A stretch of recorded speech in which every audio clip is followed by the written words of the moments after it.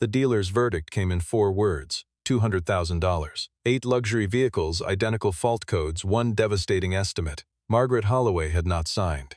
She called the man the dealer had fired 18 months earlier, the man who had submitted a technical bulletin about this exact problem, only to watch the director bury it and show him the door.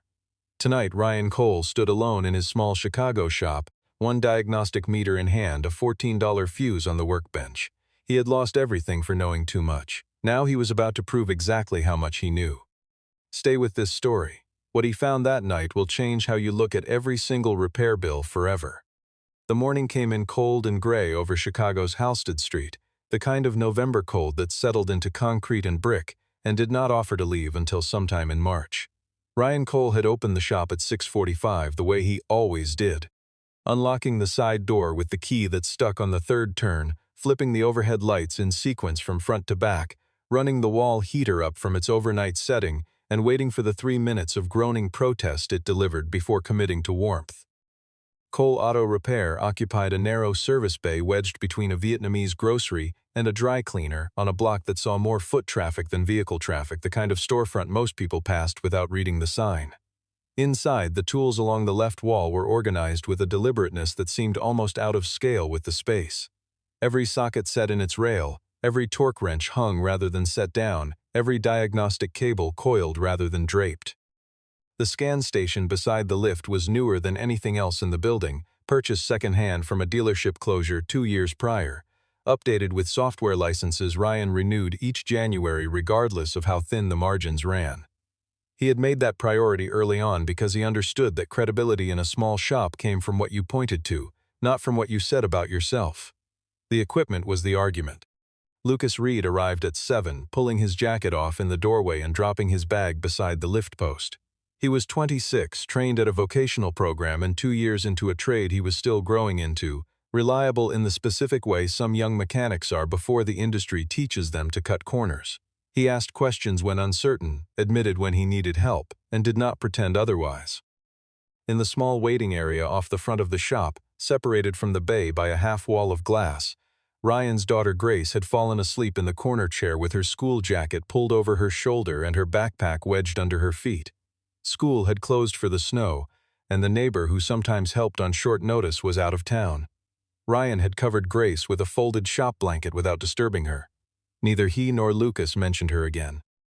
The shop operated on a quiet understanding about the shape of Ryan's days, and on mornings like this one, that understanding was enough. The phone call came at 8:17. Margaret Holloway introduced herself without preamble. She was the founder of Morrison Capital Group, a private investment firm headquartered 3 miles north on Michigan Avenue, and she had a problem that had been growing for nearly 3 weeks. She owned 8 Bentley Bentayga speed vehicles, maintained under a comprehensive service agreement and used exclusively to transport senior clients and private partners to meetings, airports, and engagements that required reliability and a certain kind of discretion. All 8 had been brought to Vance Prestige Auto Group on the same service visit in mid-November for standard scheduled maintenance. All 8 had returned with clean paperwork, and all 8 had begun displaying critical fault codes within 14 days of being returned to her fleet.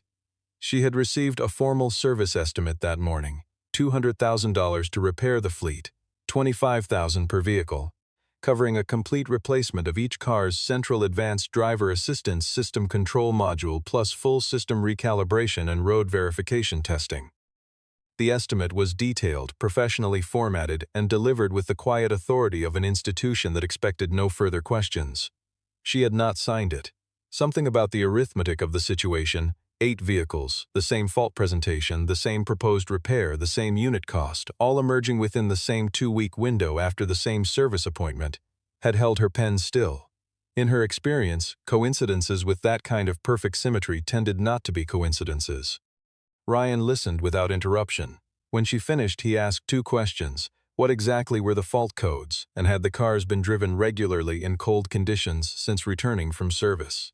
She read from the estimate sheet 14 separate codes per vehicle, all grouped in the advanced driver assistance category, covering the camera array, the forward and rear radar sensors, the electronic stability control processor, and the emergency braking module. He asked her to describe how the fault screen had appeared when the codes first came on. She said they had all appeared simultaneously, all 14 at once, as if a single switch had been thrown rather than a chain of individual failures occurring in sequence. Ryan was quiet for a longer interval than she had expected from someone who had just been handed a business inquiry. He told her he would take the case. He did not tell her that the silence had been him recognizing something he had documented 2 years earlier and watched get buried before it could help anyone. He had spent 4 years at Vance Prestige, first as a senior technician on European marques, eventually as the lead diagnostics specialist for Bentley, Porsche, and McLaren platforms across the dealer group's primary facility. In September of 2022, while investigating 2 Bentayga vehicles already in the shop showing unusual driver assistance behavior and cold starts, he had pulled a factory technical bulletin from Bentley Motors North America. The bulletin, designated TB 2023-441, identified a documented failure pattern in the Bentayga's auxiliary power distribution system, thermal fuse F47, a component that cost $14 and was located in a secondary junction box beneath the rear cargo floor panel, could degrade in cold climate use in a way that was electrically invisible at ambient temperature and only detectable under sustained thermal load. When the vehicle engine reached full operating temperature, the fuse's internal resistance would shift upward, producing a voltage drop across the shared power rail that supplied the entire advanced driver assistance system. Not a catastrophic loss of power, not enough to trigger a hard system shutdown, but enough to push every sensor and processor on that rail simultaneously into fault reporting mode. The bulletin explicitly recommended inspecting and replacing F47 before any module-level diagnostic or replacement work on any affected vehicle in the specified model year range. Ryan had compiled his findings on the 2 shop vehicles, documented the failure signature with voltage logs and thermal data, attached the bulletin, and submitted the full package to his department director with a written recommendation to add F47 to the cold climate service checklist for every Bentayga variant in the affected window. The director's name was Jason Mercer, and his reply had arrived within 48 hours. Not applicable to current inventory, do not escalate. 3 months after that, Ryan Cole had been terminated from Vance Prestige Auto Group. His personnel file cited a lack of team cohesion. He had printed both emails on the afternoon before his last day and put them in a manila folder in the back of his filing cabinet, not because he had a specific plan for them, but because there are things a person should keep a record of even when no one else seems interested in what occurred. He had not opened the folder since. The 18 months between that filing cabinet and this phone call had been the kind of months that do not announce themselves as difficult. They accumulate quietly, in the gap between what a person expected and what actually arrived. He had opened the shop with savings that were not quite enough and credit that was sufficient if he was careful. He had built the client base 1 referral at a time, on work performed correctly the first time, and explained honestly regardless of what the explanation cost him. He had taken on every vehicle that came through the door and turned none away because he could not afford to. There were evenings when he sat at that same workbench after Grace was asleep and worked through estimates for jobs that paid him $40 less than his labor was worth, because a $40 shortfall was better than an empty lift. He did not talk about any of this with Lucas. He did not talk about it with anyone. The folder stayed in the cabinet. The emails stayed in the folder. And Ryan Cole had spent a year and a half becoming very good at a business that required him to be right about things that other, larger businesses had concluded it was more profitable to misdiagnose. Margaret arranged for the first vehicle to be delivered before noon. It arrived on a flatbed, a silver Bentayga with 31,000 miles and a recently serviced engine bay, every maintenance sticker current, the body without a scratch. The moment Lucas turned the ignition, the dashboard loaded 14 warnings in a dense red cluster across the instrument display. Ryan connected the scan tool to the OBD port and let the system run its full read cycle before pulling results. 14 active codes across the screen, all residing in the same system family. Camera obstruction fault, radar module unresponsive, electronic stability program intervention error, autonomous emergency braking disabled, lane departure warning offline, and 9 more entries that were all variations on the same underlying failure condition. Not one code touched the engine management system, the transmission, the suspension hardware, or the brake hydraulics. The car's mechanical systems were entirely unremarkable. There were no impact marks on the sensor housings, no condensation visible behind the camera glass, no signs of physical damage to anything. Nothing had failed in any way that was physically visible. Lucas pulled a stool alongside and looked at the code list. He said multi-system ADAS faults at this scale typically pointed toward a gateway module failure, a shorted communication bus, or significant moisture intrusion, any of which could cascade errors across the network. Ryan shook his head and said, "Look at which specific systems are affected. Every one of them draws from the same 6th-degree power distribution rail. The pattern here is not a communication failure, and it is not random component degradation. The modules are all reporting correctly. They are reporting accurately that the power they are receiving is outside the tolerance they need to function. The components are not broken. The voltage feeding them is wrong." He picked up his multimeter and moved to the rear of the vehicle. He worked through the junction panels in order, starting with the primary distribution box under the hood and moving to the auxiliary panel mounted beneath the rear cargo floor. At 51 degrees Fahrenheit ambient, the unheated bay was cold but dry. The voltage at F47 read 12.4 volts, stable within specification. He started the engine, let it idle, and attached a thermocouple probe to the fuse housing. He watched both displays while the engine cycled toward operating temperature. At 160 degrees Fahrenheit, the voltage was 12.3. At 175, it dropped to 12.1. At 182 degrees, it settled at 11.7 and held, 0.3 volts below the lower edge of the specified band. Lucas looked over his shoulder at the multimeter and said that was a small number. Ryan said on most vehicles it was irrelevant. On the Bentega's advanced driver assistance platform, it represented the edge of the processor's confidence threshold. The system required voltage within a defined tolerance to maintain calibrated signal trust across every component on the shared rail. And below that edge, the central processor defaulted to simultaneous fault state across all downstream sensors and modules, not because the hardware had failed, but because the processor had lost confidence in the reliability of the power supply delivering information to it. Every one of those 14 warnings was the system saying it could no longer trust its own inputs, not because its eyes were broken, but because the electrical current behind them was no longer steady. He pulled a 47 with a fuse puller and held it under the bench light, turning it slowly. The bridge wire inside the housing appeared visually intact. The casing showed no discoloration or physical deformation. That was the nature of thermal fuse degradation. It did not announce itself by blowing. It accumulated resistance with repeated heat cycles, tested clean at ambient conditions, and degraded only when it mattered, under load, at temperature, invisibly and silently corrupting everything downstream.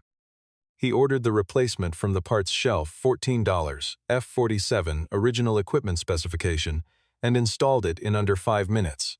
He cleared the stored codes, restarted the engine, and monitored the auxiliary rail voltage as the engine cycled back to operating temperature.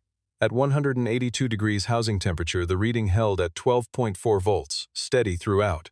He connected the scan tool, 0 active faults, 0 stored faults. He took the car out alone and drove 12 miles through the neighborhood, stop-and-go blocks, a section of arterial road, a stretch of highway to engage the adaptive systems at speed, returned, scanned, clean. He drove 11 miles in the other direction, still clean.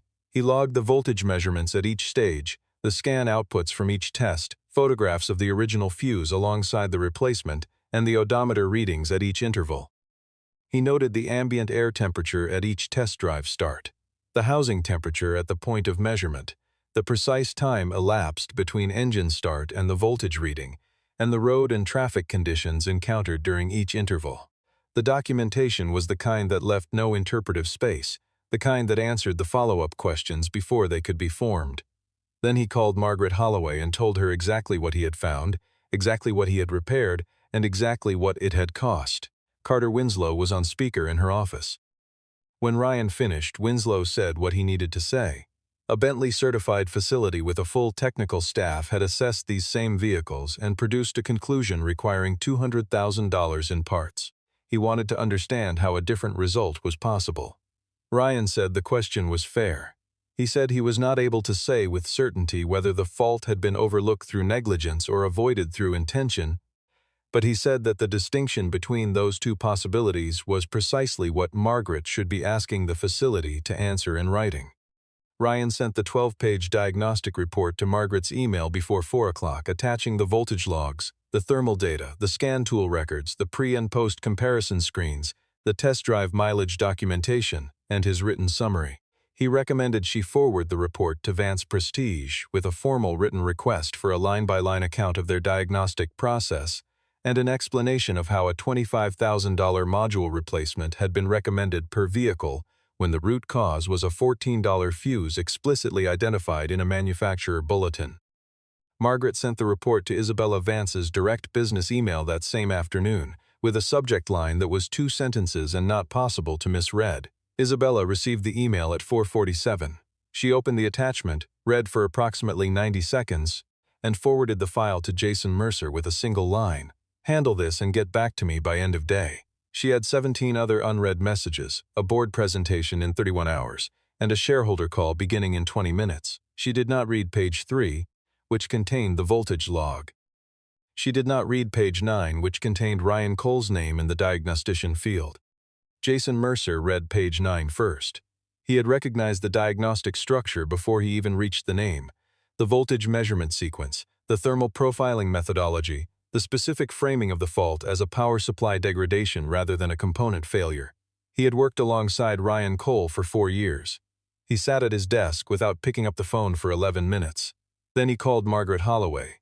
He spoke for 22 minutes, his voice measured and professionally patient throughout. He explained that a fuse replacement might suppress the codes on the surface, but that the sustained voltage irregularity had already introduced what he described as latent degradation to the module's internal solid-state components. Damage that did not appear on standard diagnostic scans in the short term, but that would produce unpredictable and potentially dangerous system failures under operating conditions within months. He said the technician who had performed the work held no Bentley certification and had no authorization to access covered electronic systems, that allowing an uncertified party to intervene in the vehicle's electronics had technically voided that vehicle's manufacturer warranty. He said the remaining 7 cars had not been touched, and he strongly recommended they be returned to Vance Prestige immediately, because the combined remaining warranty value across those 7 vehicles was approximately $1.4 million, and he would not be able to protect it if a non-certified party interacted with their systems. Carter Winslow called Ryan at 6:15 that evening and said Morrison Capital was reconsidering its position. The warranty exposure was a number the company could not carry on the strength of an independent opinion. Ryan asked for 48 hours. Winslow agreed with the measured tone of a man doing a favor he was not certain he should extend. 40 minutes after that call, Isabella Vance called Cole Auto directly. Ryan answered. She did not recognize his name. She had been appointed CEO 14 months earlier after her father's death, and Ryan had been gone for 18 months before that, leaving no period of overlap. She informed him that his intervention with Morrison Capital's vehicles constituted interference with active service contracts and that Vance Prestige's legal team was prepared to seek injunctive relief. Ryan told her she was welcome to pursue that course. He told her he thought she should read the report carefully before instructing counsel to file anything. She said she had reviewed the material. He said, "Page 3 of that report contains a voltage log that identifies the exact failure mechanism. Page 9 contains the name of the person who submitted a formal technical bulletin about this precise failure pattern to your service director in September of 2022, and the name of the director who reviewed that bulletin, marked it not applicable, and elected not to escalate it." He said, "I think those 2 pages are worth your time before you make any other decision." She ended the call without a response. The formal warranty notice arrived at Morrison Capital the following morning, 4 pages from Vance Prestige's legal department, citing contract language, warranty codes, and a paragraph stating that unauthorized electronic access by non-certified technicians constituted an irreversible voiding event under the terms of the manufacturer extended service agreement. At the same time, Jason Mercer submitted a license compliance inquiry to the Illinois Regulatory Authority regarding Cole Auto Repair, listing 3 questions related to manufacturer-specific electronic diagnostic access and suggesting a formal review was warranted. Carter Winslow called Ryan at 9. He said what he had called to say. The board had fiduciary obligations, and a $1.4 million warranty exposure was not an amount any responsible company could dismiss on the basis of a 14-page independent diagnostic report, however compelling. Unless Ryan could provide documentation that resolved the liability question, Morrison Capital would accept Vance Prestige's terms by Thursday morning. Ryan asked for 48 hours. Winslow said Thursday was the limit. Ryan spent an hour after that call sitting at the workbench without working. He was not someone who spent much time on the emotional register of situations. He had learned, in the years since Diane died and the years since Vance Prestige, to move through difficulty rather than around it, to keep his hands on the problem until the problem was resolved. But this specific situation had a weight to it that was different from the standard kind of difficulty, because it was not simply professional. He had submitted a bulletin 18 months ago, and Jason had buried it. And somewhere in those 18 months, an unknown number of vehicle owners had paid $25,000 apiece for a repair they did not need, and the company that should have known better had instead employed its resources to construct the appearance of having been correct all along. He was not angry in the way anger normally works, loud, urgent, directed outward. What he felt was more deliberate than that, the specific clarity of a person who has watched a wrong go unaddressed long enough to understand precisely what correcting it will require. He pulled the folder out of the cabinet and got to work. The first was establishing that Jason Mercer had known about the F-47 failure pattern before any of the Morrison Capital vehicles had arrived for their service appointment. Not that he had missed the bulletin, but that he had received it, reviewed it, and actively suppressed it. He did not need to find anything new to establish this. The manila folder had been in the filing cabinet for 18 months. He pulled it out at 10:45 that night and looked at both documents under the bench light. The email he had sent on the 14th of September 2022, with the bulletin attached and the subject line requesting urgent review, and Jason's reply dated 2 days later, 9 words, not applicable to current inventory, do not escalate. He photographed both pages, forwarded them to his personal email, and saved copies in 3 separate locations. The second problem was obtaining independent written confirmation that the module in the first repaired vehicle remained undamaged, and that the fuse replacement performed in accordance with the manufacturer bulletin did not qualify as unauthorized modification under any applicable warranty language. He called a senior engineer at Bentley Motors North America named Daniel Whitfield, who had been involved in developing the original bulletin and who confirmed both points in a call that lasted 14 minutes and ended with a promise to have a signed letter in Ryan's email within the hour. Lucas had spent the evening working through NH Public Records and identified 11 documented nationwide cases. Bentayga 2022 and 2023 vehicles with ADAS failures addressed by module replacement at authorized dealers, 3 of them at Vance Prestige, not one of the 11 showing any record of F-47 inspection before the module was ordered. By midnight, Ryan had assembled everything he needed into a sequence that could not be disassembled by authority or by confidence, or by 42 pages of bound technical presentation. Margaret Holloway had arranged the meeting and been explicit. Both parties in the same room, both making their case directly to her and Carter Winslow, no parallel legal channel managing the narrative. Jason Mercer arrived at 11 with an attorney and a bound 42-page technical presentation he placed at the head of the table.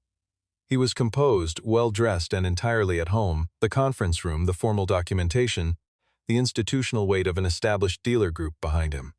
This was familiar ground. Ryan Cole arrived alone.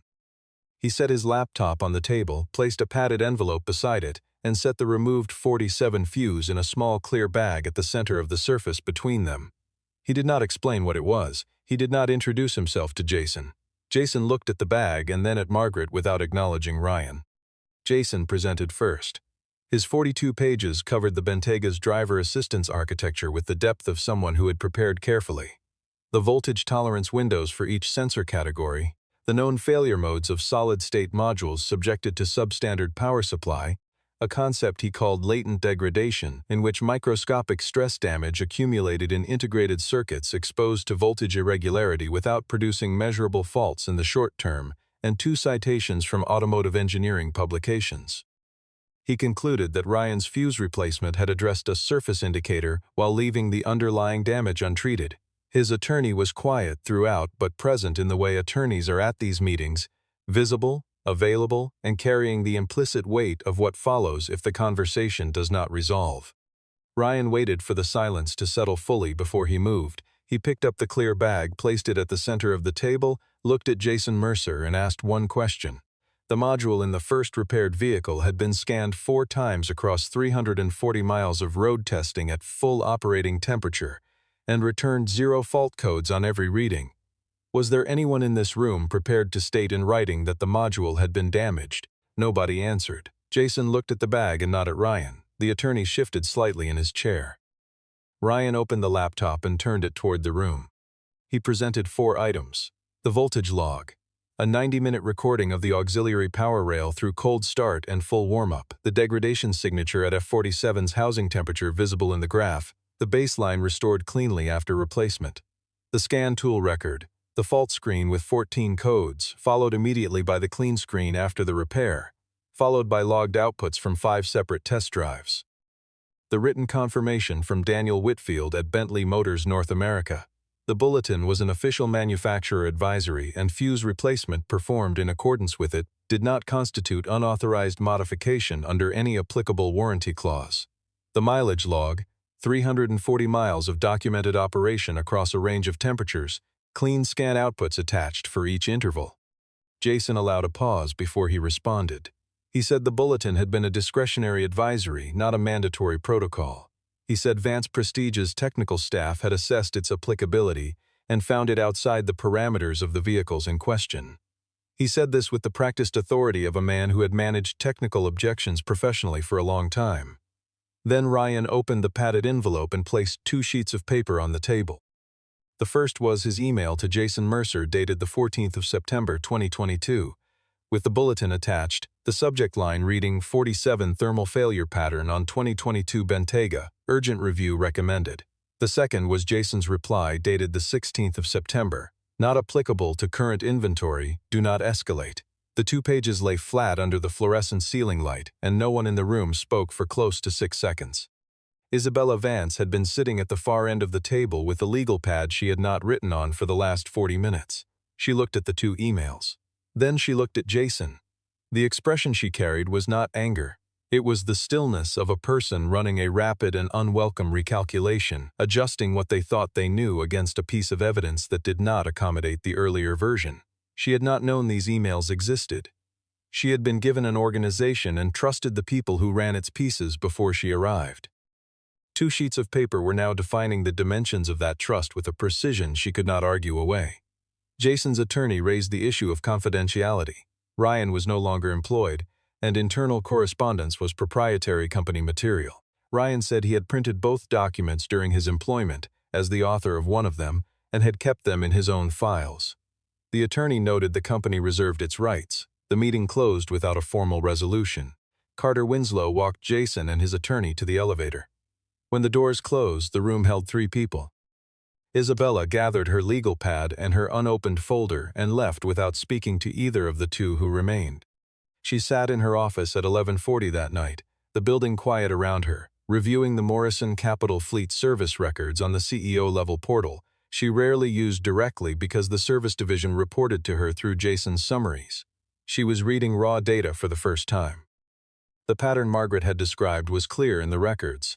All 8 vehicles within a 4-day intake window, all returned within 48 hours, all generating fault codes within the following 2 weeks, gradually, as thermal cycles accumulated across the fuse housing exactly as the bulletin had predicted.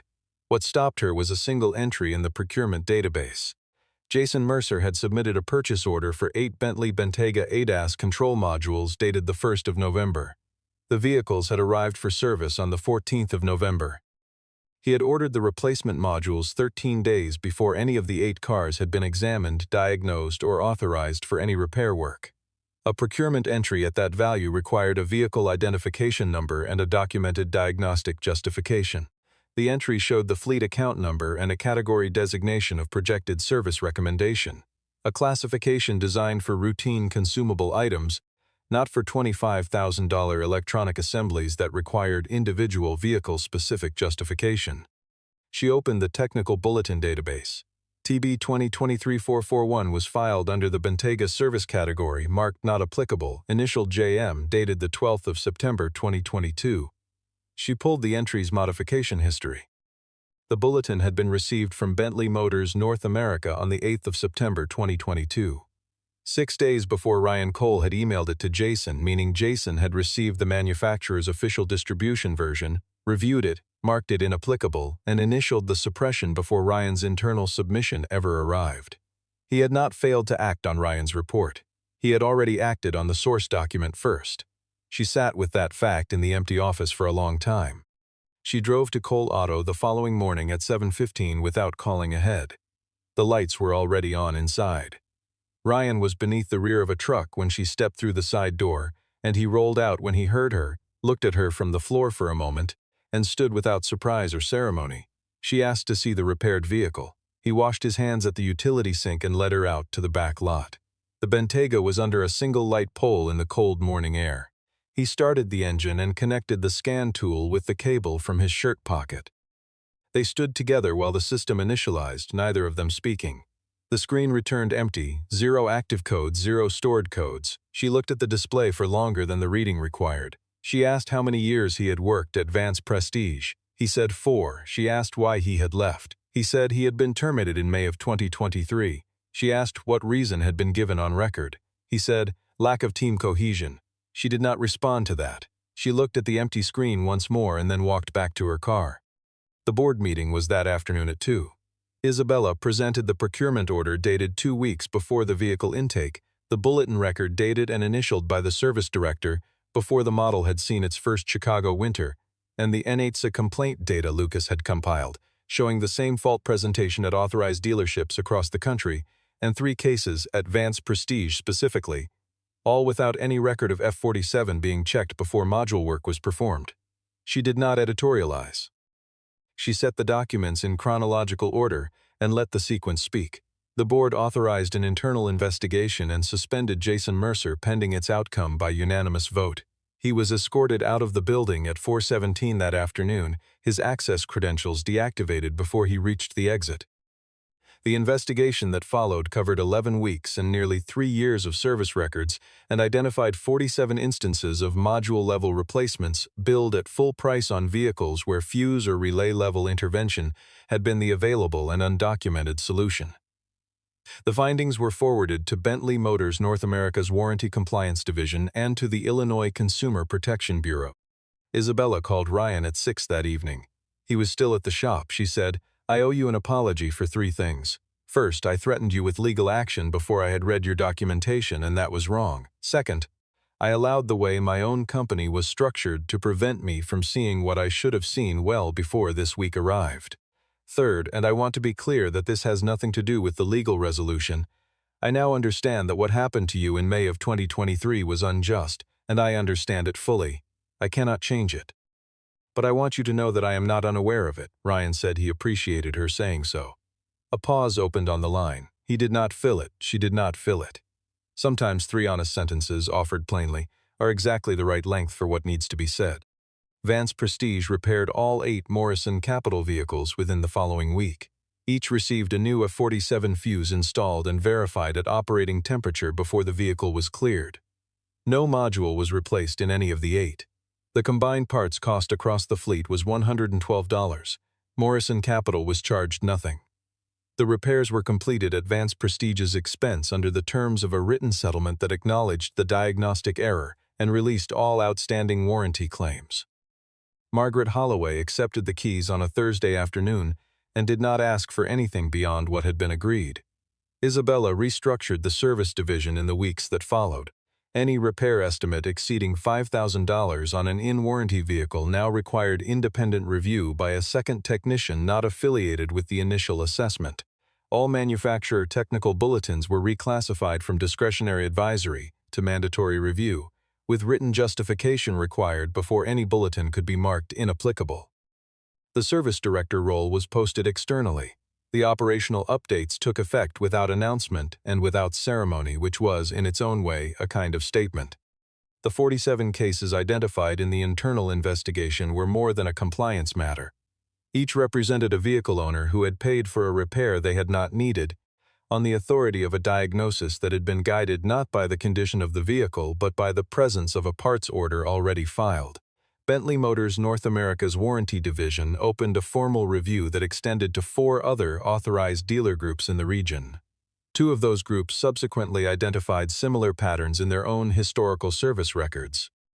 The Consumer Protection Bureau's findings were not publicized in detail, But the restitution process that followed cost Vance Prestige considerably more than the original $200,000 estimate that had started the entire sequence. 2 weeks after the case closed, Margaret Holloway called Ryan and offered Cole Auto the Morrison Capital Fleet Maintenance contract, 12 vehicles over 1 year, with a renewal option. The value of the agreement was enough to add a second lift by February and bring on a full-time technician before spring. Lucas Reed signed a full-time offer letter the same afternoon Ryan signed the contract. Neither of them made anything of the moment beyond the paperwork involved. The shop changed in gradual, practical ways over the next month. A second diagnostic station took its place along the left wall. The waiting area got a proper coffee machine. A framed printout of the Enchitsa complaint summary sat on the shelf above Ryan's workbench. Unlabeled, unexplained, simply there, the way certain documents stay close to a person not because they need to consult them constantly, but because they represent something they chose not to surrender when surrendering it would have been the easier thing to do. On the last Friday of November, the sky over Halsted Street was pale and still, the kind of afternoon that arrives without weather after a long stretch of hard weeks and asks nothing of the people moving through it. Ryan was at his desk finishing the invoice on a brake job when the side door opened and Grace came in, pulling her backpack by one strap with her other hand holding a drawing folded in thirds, which she placed on the edge of his desk and then did not refer to again. She crossed to her chair in the waiting area and opened her homework folder with the calm of a child who had spent considerable time in a working space and understood its rhythms. Ryan unfolded the drawing under the bench light. It was a building with 2 windows, a bay door, and a sign above the entrance, careful, approximate letters. He folded it along its original creases and set it on the shelf above the Enchitsa printout. Then he returned to the invoice in front of him and finished it. The line item at the top of the Morrison receipt, the first repaired vehicle, read $14 and no cents. He signed it and filed it with the rest. There are people who are removed from rooms because they ask questions the room has decided are not needed. And there are the answers to those questions, sitting in junction boxes, in manila folders, in $14 fuses with hairline resistance drift that no one can see until someone decides to look for it. Waiting with the specific patience of things that are simply quietly factually true regardless of who decides not to acknowledge them. The dealer had said $200,000. The problem had cost $14,000. The distance between those two numbers was not a diagnostic failure. It was a decision made in ordinary daylight by a person who had calculated correctly that most people would not ask. The trouble with that kind of calculation is that it holds only until the one person who will ask comes along, and that person is almost always quieter than anyone expects.